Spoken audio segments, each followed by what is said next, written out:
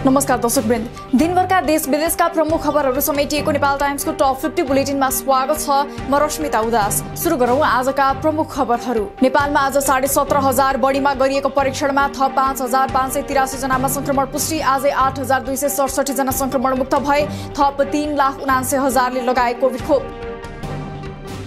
आज थप 9 जना सहित हालसम्म कोरोना संक्रमणबाट 11,752 जनाले ज्यान गुमाए। हाल देशभर 74,653 जना सक्रिय संक्रमित। सार्वजनिक सेवा पाउन कोरोना विरुद्धको खोप अनिवार्य लगाएको हुनुपर्ने सरकारको निर्णय विरुद्ध सर्वोच्च अदालतमा रिट दायर। सबैलाई खोप लगाउने पूर्ण क्षमता नभएको र सबैले खोप पाइ नसकेको भन्दै निर्णय खारेजीको माग।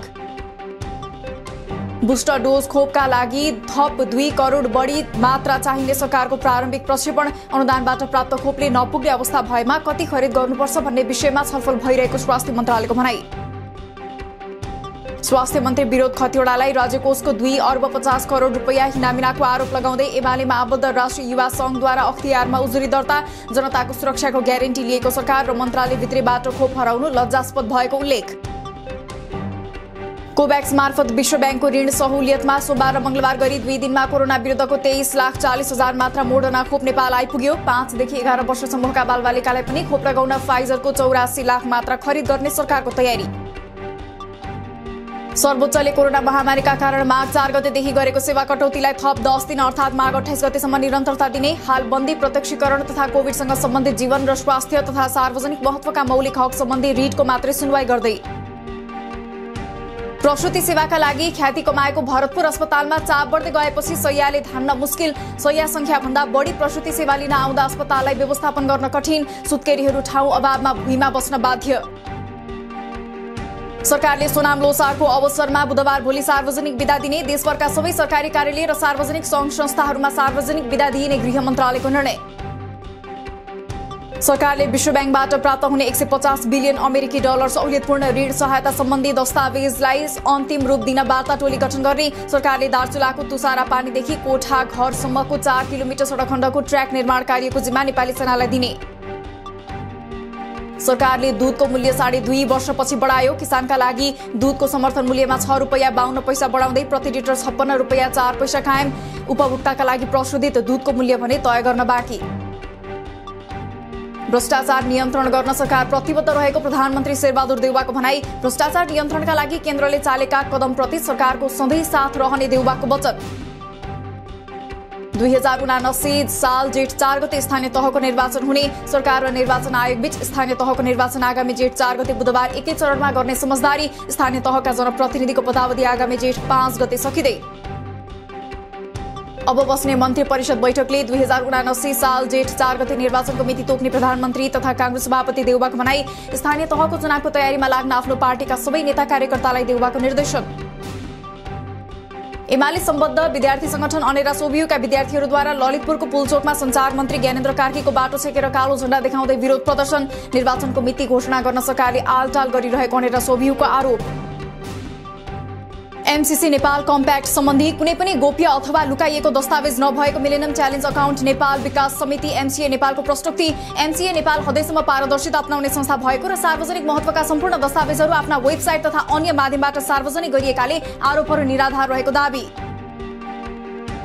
कांग्रेस केन्द्रीय कार्य सम्पादन समिति बैठक यही हप्ता बस्ने। पार्टीको भातृ संस्थाहरूको महाधिवेशन गर्ने विषयलाई मुख्य एजेन्डा बनाएर यही हप्ताभित्र बैठक बोलाउने विषयमा छलफल भइरहेको कांग्रेस उपसभापति धनराज गुरुङको भनाई।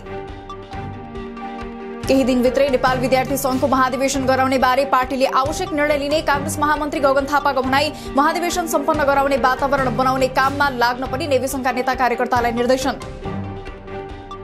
प्रदेशिक सरकारले मन्त्रालयको संख्या बढाएर 12 पुर्याएकोमा नेकपा एमालेको विरोध। निर्णय तत्काल फिर्ता लिन माग। पुँजीगत खर्चको तुलनामा साधारण खर्च अत्यधिक रहेको। विकास आयोजनामा बजेट कटौती गरिएको भन्दै मन्त्रालय फुटाउने निर्णयको औचित्य पुष्टि गर्न माग।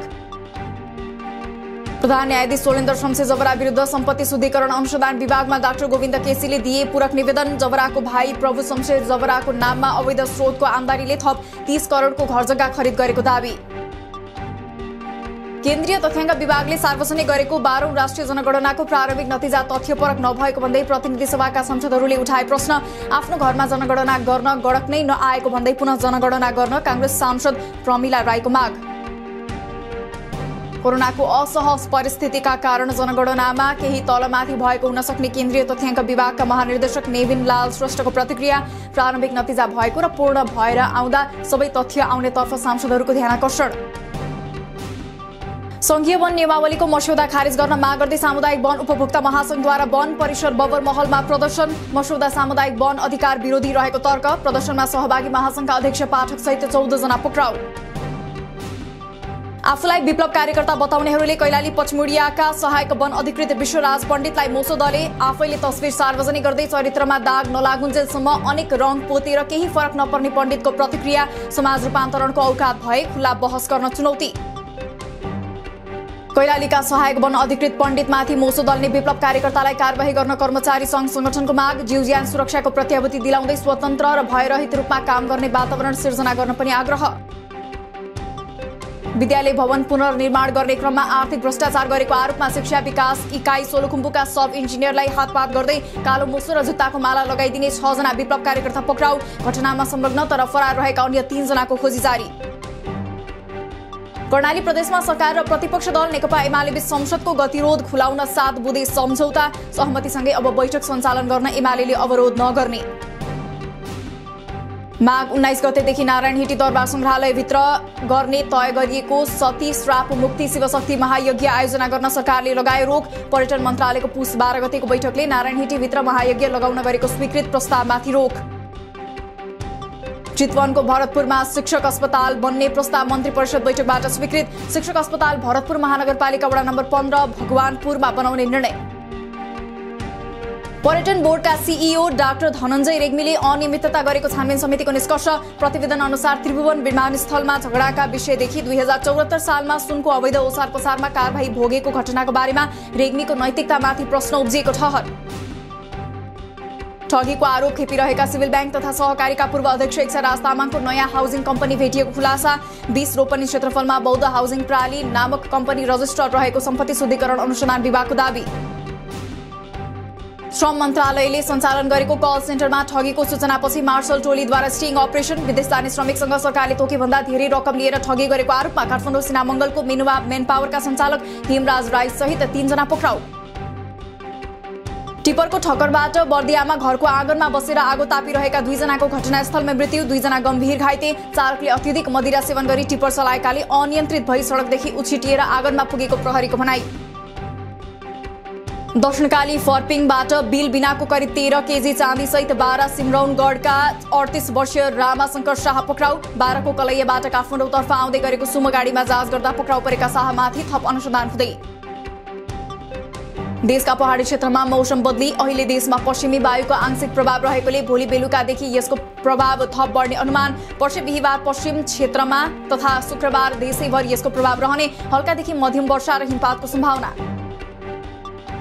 नेपालको दार्चुला र भारतको धारचुला जोड्ने गरी महाकाली नदीमा पक्की मोटरेबल पुल बनाउने परियोजनाबारे मंगलबार भारत र नेपालबीच समझदारी पत्रमा हस्ताक्षर। दुवै सरकारले प्राथमिकताका साथ अघि सारेको परियोजनाको काम चाँडै सुरु हुने उल्लेख। बागलुङको बलेवा विमानस्थलको धावन मार्ग अझै कालोपत्रे हुन सकेन। 2077 फागुनमै हुनुपर्ने कालोपत्रेको काम कोरोना र वर्षाका कारण पटक पटक प्रभावित बनेको भन्दै आउँदो फागुनभित्रै काम सम्पन्न गरी हस्तान्तरण गरिने निर्माण कम्पनीको दावी। मेलम्ची खानेपानी आयोजनाका विभिन्न संरचनामा रहेका गिग्रान हटाएर पुरिएका संरचना निकाल्न थालियो। संरचनामा रहेको लेदो सफा गरेर पहिले अम्बाथान अडिट खोलिने। अडिटभित्र झण्डै 5400 घन मिटर लेदो थुप्रिएको हुन सक्ने अनुमान। लुम्बिनीदेखि चीनको तिब्बतसँग सीमा जोडिएको मुस्ताङको कोरोलासम्मको क्षेत्रलाई समेटेर पर्यटकीय करिडोर बनाउन अभियान थालियो। चीनिया पर्यटकलाई तिब्बत हुँदै लुम्बिनी आकर्षित गर्न सकिने र करिडोरमा पर्ने पर्यटकीय स्थलको भ्रमण गराई पर्यटन प्रवर्धन गर्न सकिने करिडोरको अवधारणा। चीनतर्फ रसुवागढी नाका हुँदै सामग्री आयात निर्यातमा रोक। हरेक वर्ष झैं यस वर्ष पनि चीनिया नयाँ वर्षको कारण केरुङमा रहेका कर्मचारी घर गएका कारण सामग्री अब 1 हप्ता नआउने रसुवा भन्सार कार्यालयको भनाई। पुँजीगत खर्च गर्नु भनेर सचिवहरूलाई बारम्बार दबाब दिइरहनु राम्रो नहुने अर्थमन्त्री जनार्दन शर्माको भनाई। खर्च हुन सक्ने नसक्ने योजनाहरूको स्पष्ट विवरण दिन निर्देशन। पुँजीगत खर्च बढी हुने मन्त्रालयहरूले अग्रसरता लिएर योजनाहरूलाई अगाडि बढाउनु पर्नेमा जोड। बागमती प्रदेश सरकारले रासायनिक मल कारखाना स्थापना गर्ने प्रक्रिया अघि बढायो। थाइल्याण्डको एक कम्पनीसँग सहकार्य गरेर प्रदेशभित्रका विभिन्न ठाउँमा 3 वटा रासायनिक मल कारखाना स्थापना गर्ने प्रदेश सरकारको निर्णय। हिजो सोमबार 14.5 अङ्कले घटेको शेयर बजार आज मंगलबार 19.26 अङ्कले बढेर 2891.34 बिन्दुमा पुग्यो। आजै 6.57 करोड रुपैयाँको शेयर कारोबार। अफ्रिकी राष्ट्र मरिससमाथि सुजल श्रेष्ठको निर्णायक गोलले नेपालको लगातार दोस्रो जित। मंगलबार भएको तनावपूर्ण खेलमा 10 खेलाडीमा सीमित नेपालले 9 खेलाडीमा समेटिएको मरिससलाई 1-0 गोल अन्तरले हरायो। इन्डियन प्रिमियर लिग आइपीएल 2022 को मेगा अक्सनमा नेपालबाट 15 खेलाडीले अक्सनका लागि नाम दर्ता गराए पनि सन्दीप लामिछाने मात्र छनौट। अक्सनमा सन्दीपको न्यूनतम मूल्य 65 लाख नेपाली रुपैयाँ। सन्दीप एसोसिएट खेलाडीको श्रेणीमा अटाए।